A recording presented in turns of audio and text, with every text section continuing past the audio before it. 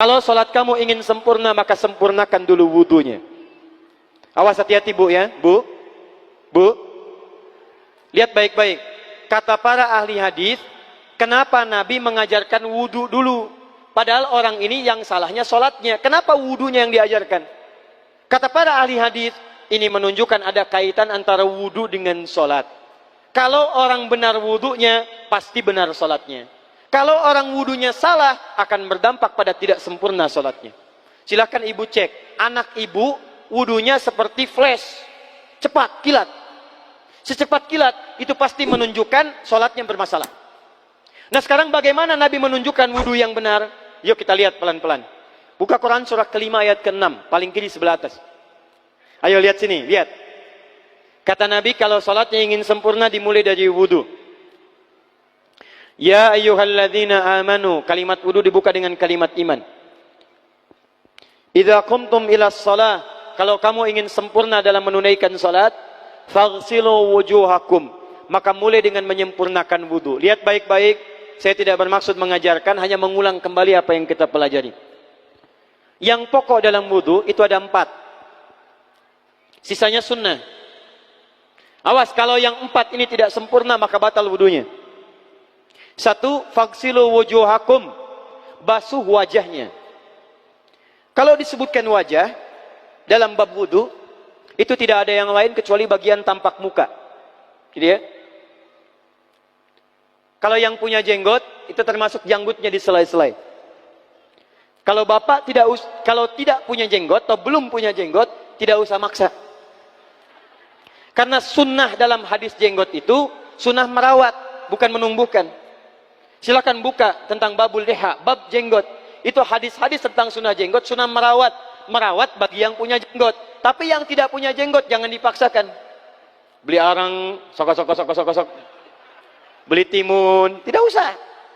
Ya, tapi kalau ada jenggotnya silakan rawat dengan baik supaya menampakkan nilai-nilai kemuliaan. Tahan.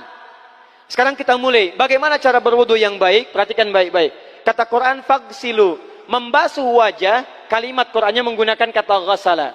Ghasala itu ambil airnya, tumpahkan di tempat yang dibasuh.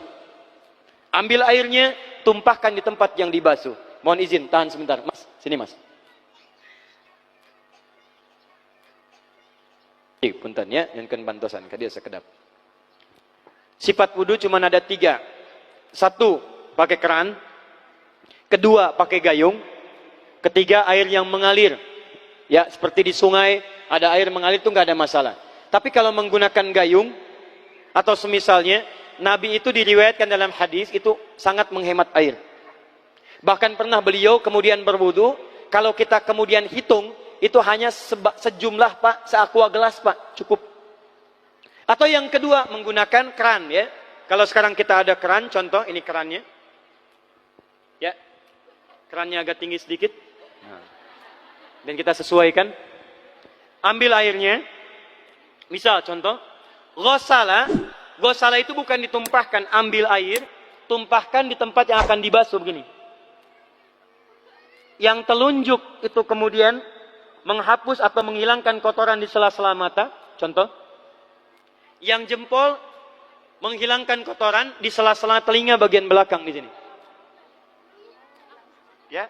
Kalau misalnya saya mulai ambil airnya, kemudian saya tumpahkan di sini, yang telunjuk membersihkan di jari-jari di sini, di sela-sela mata.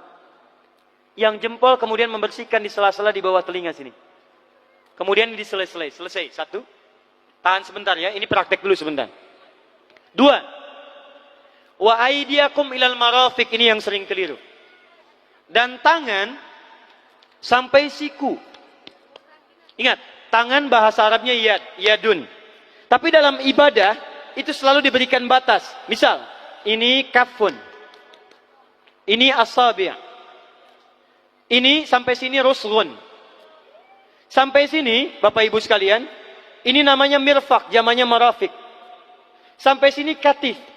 Dari sini ke sini itu yad, tangan. Dalam bab salat, bab wudu, bab ibadah, tidak pernah Al-Quran dan hadis menyebutkan tangan kecuali diberikan batasnya. Contoh, kita saat akan takbir, Allahu Akbar. Lihat An-Nasai nomor hadis 886.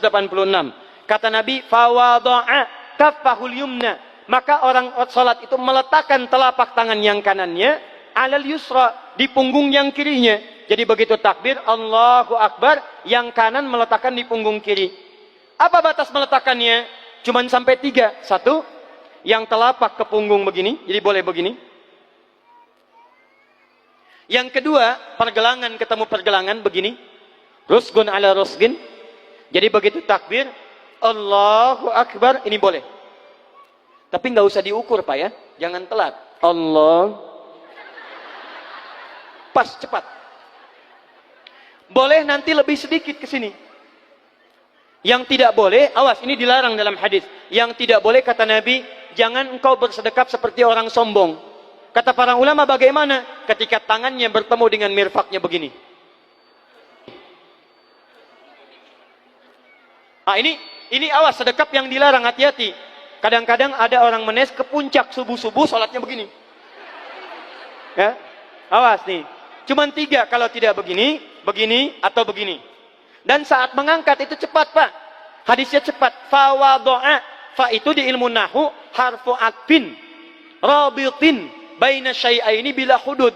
Huruf yang menyambungkan 2 peristiwa tanpa jeda, cepat. Jadi antara mengangkat dengan meletakkan langsung angkat Allahu Akbar. Tidak ada gerakan lain. Maaf, saya tidak bermaksud menyalahkan. Saya alhamdulillah ada koleksi 1235 kitab hadis. Saya mencari gerakan dari ngangkat ke meletakkan begini, tidak menemukan gerakan lain.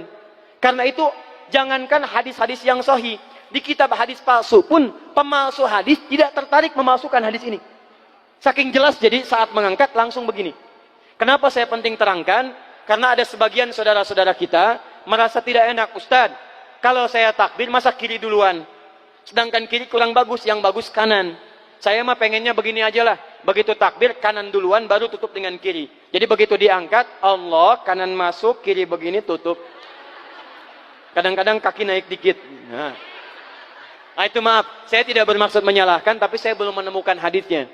Dan pemalsu hadis pun tidak tertarik memalsukan hadis ini karena saking jelasnya angkat tutup. Jelas ya?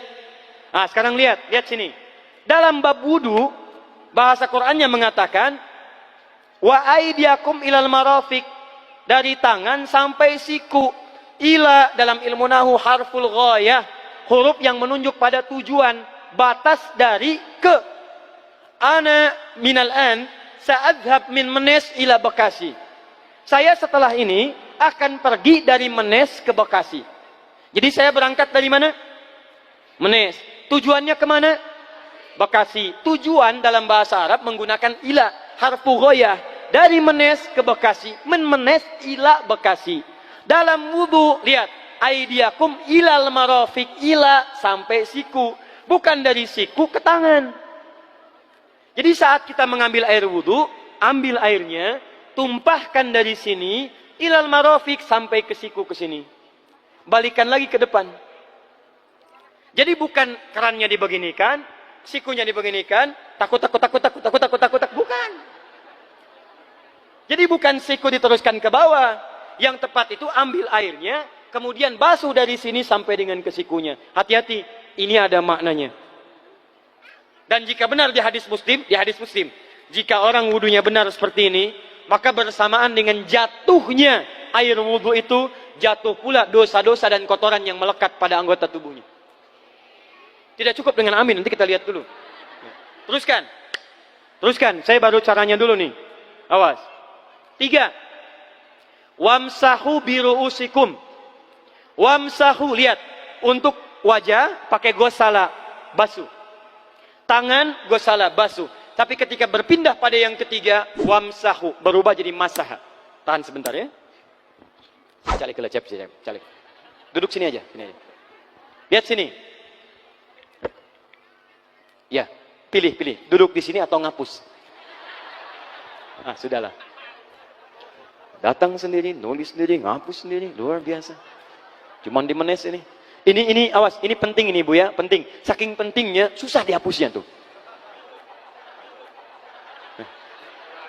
Dah sini aja. Masaha. Sudah. Masaha artinya mengusap. Kalau yang tadi membasuh, kalau masaha mengusap. Jadi yang ketiga ini tidak usah dibasuh. Jangan tumpahkan air di tempatnya, tumpahkan airnya kemudian usap tempatnya. Pertama, wamsahu biru'usikum. Masya Allah. Kata Allah, bagian ketiga, usap kepalanya. Awas, hati-hati. Tangan selesai pindah. Pindah kemana? Bukan ke rambut, tapi kepala. Kepala. Jadi dalam bab wudu yang diusap bukan rambutnya, kepalanya. Itulah keadilan Allah. Kalau yang diusap kepalanya, semua manusia yang hidup pasti punya kepala. Tapi kalau yang diusap rambutnya, ada ketidakadilan. Karena tidak semua orang punya kepala, punya rambut. Tuh. Nah sekarang lihat sini. Ketika kita diminta mengusap kepala, bahasanya masaha. Masaha itu begini. Ini saya punten. Bismillah. Ini ya. Ambil airnya, tumpahkan, baru kemudian diusapkan ke kepalanya. Paham ya? Kalau yang ghusala, ambil, tumpahkan di tempat yang akan dibasuh. Tapi kalau masaha, hati-hati. Ambil airnya, tumpahkan, baru diusap. Jadi bukan diambil air, tumpahkan di kepala begini. Paham? Nah, tahan sebentar. Dan ini menggunakan huruf ba. Masya Allah. Ba. Lihat, wajah tidak pakai ba. Tangan tidak pakai ba. Tapi khusus untuk kepala pakai ba. Wamsahu bi. Huruf ba dalam ilmu nahu. Coba dibuka yang suka ngaji. Buka kitab Bughnil Labib an Kutubil A'arib. Halaman 29 sampai dengan 59. Di situ ada penjelasan karya Ibnu Hisham Al-Ansari. Ibnu Hisham Al-Ansari. Itu ada penjelasan tentang makna huruf ba. Huruf ba itu punya 14 arti dalam bahasa Arab. Ada ilsaq, ada istighraq, ada muhabah, ada ba li tab'id. Ba li tab'id dibagi dua. Tab'id ma'al hudud wa tab'id bila hudud. Nah yang ba ini, ba, kenapa pakai ba?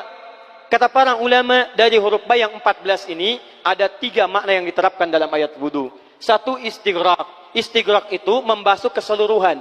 Jadi kalau kita ingin wudu, ambil airnya tumpahkan, basuh keseluruhan dari depan sampai ke belakang begini. Balikan lagi. Yang kedua, at-tab'id ma'at tahdid. Sebagian tapi dengan batas. Kata Imam Asy-Syafi'i, di mana batasnya ubun-ubun? Diboleh kalau kita mau wudu, misalnya ibu tidak bisa membasuh keseluruhan. Sedang pakai kerudung misalnya, jilbab nggak bisa dibuka. Tempat wudunya terbuka. Anda tinggal ambil air wudu, kemudian tumpahkan sedikit, boleh diusapkan bagian kepala sampai ubun-ubun. Sah wudunya. 3. At-tab'id min duni tahdid. Sepanjang disebut bagian kepala. Masuk kepala nggak ada batas. Ini kepala bukan? Ini kepala? Ini kepala? Nah, jadi kalau Anda berwudu mengusap bagian kepala, itu sudah sah. Walaupun bagian tertentu diusap di kepalanya. Kapan ini dipraktekkan? Kata Imam Malik, kata Imam Abu Hanifah, ini dipraktikkan kalau seorang memiliki satu sakit di kepalanya yang tidak memungkinkan dibasuh keseluruhan. Misal, mohon maaf, ya ada orang misalnya, mohon maaf ya, tiba-tiba sedang jalan di kebun, tuh jatuh duren. Anak duren ya, jangan duren yang besar. Tiba-tiba nimpa misalnya, duren teh bahasa rangatnya kadu bu, ya, kadupak, kaduhung, ya dan seterusnya. Kadu, nah, nimpa kepalanya, bocor misalnya. Kemudian dalam bocor itu diperban, kata dokter tidak boleh kena air. Saat bagian kepala yang tidak boleh kena air itu, bukan berarti wudunya kemudian bisa batal atau boleh tayamum karena tidak bisa mengusap kepala. Kata para ulama, boleh dia mengusap bagian kepala yang lain yang tidak terluka. Itulah kenapa Allah memberikan huruf ba di sini untuk kemudahan bagi kita dalam menunaikan wudu. Tapi pastinya yang dibasuh kepalanya bukan rambutnya. Jadi kalau ada laki-laki sudah dandan, sisiran, rapi, tiba-tiba keran dibuka, yang diusap cuma rambutnya, ulak. Nah, itu batal wudunya. Tidak sah. Harus diulang. Terakhir kaki. Kaki dibasuh sampai dengan bagian mata kakinya, dan ini tidak perlu saya terangkan karena mudah bagi kita untuk mempraktekannya. Tapi yang ingin saya jelaskan satu ini saja. Perhatikan baik-baik. Yang 4 ini wajib wudu. Tambahannya sunnah. Niat dimasukkan dalam wajibnya. Lihat sini. Kumur-kumur sunnah. Telinga sunnah. Istinsyak sunnah. Yang 4 ini wajib. Tapi terlepas dari wajib dan sunnahnya, perhatikan baik-baik. Kenapa ini disebut dengan wudu? Dan hebatnya Al-Quran mengistilahkannya dengan toharah.